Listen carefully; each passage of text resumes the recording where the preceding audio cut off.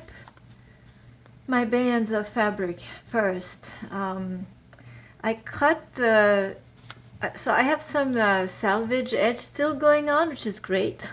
So this is not fraying. But everything else, anywhere I had a raw edge, I went ahead and cut that with my crimping scissors, and you notice that it's, well, you didn't see it before, but this does fray.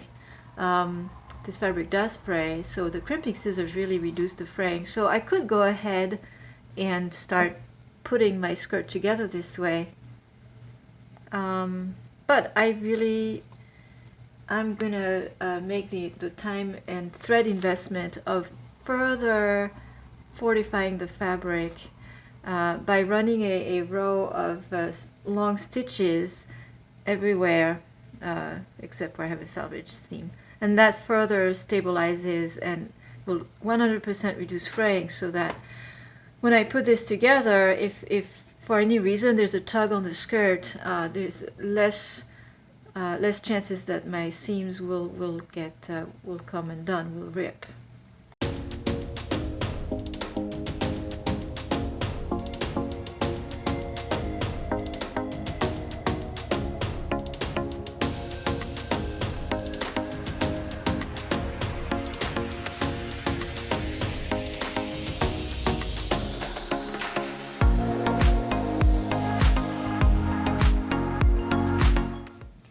So I've prepped all of my pieces with a row of stitching close to, not too close, sometimes I got too close because this again is to reinforce, just to make this stronger. It does fray, even with the crimping scissors, it's still fraying.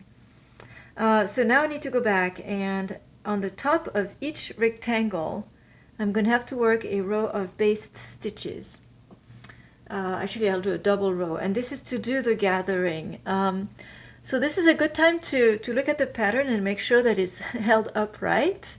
Now, I'm using scraps, and I am aware some of those I cut horizontally, and some of those I cut sideways, if that makes sense. Like sometimes my salvage edge was here, and sometimes my salvage edge is on the long side of the rectangle.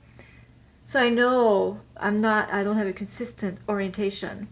So I did look at the pattern as I was working on that, and it's a forgiving pattern. You've got flowers facing every which way essentially. They don't all agree. You've got some upright, you've got some sideways, you've got some downward.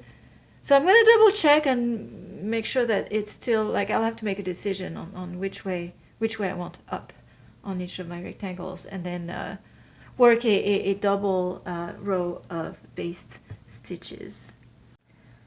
There's no fast rule on where you put your row of based stitches for gathering, but I like to put it at more than the seam allowance, and then leave nice long tails to do the pulling.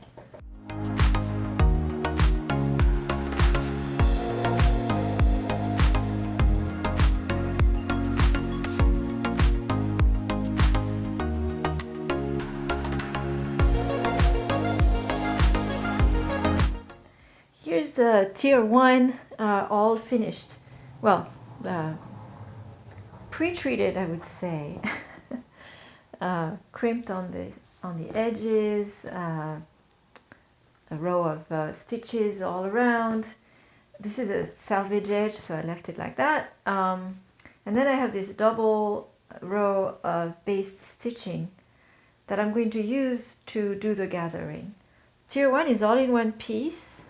And this part, the top part here, is what is going to go right under my bust, and so it needs to be gathered to that measurement, and that measurement is 74, and if you divide that by 2 you get 37. So I don't even need to divide by 2 because I can just work this linear. It's not formed into a ring yet. So I'm going to gather it to be 74 centimeters long. Then I cut the whole length as it is 128. So I'm going to gather that to 74 and see what it looks like, and go from there.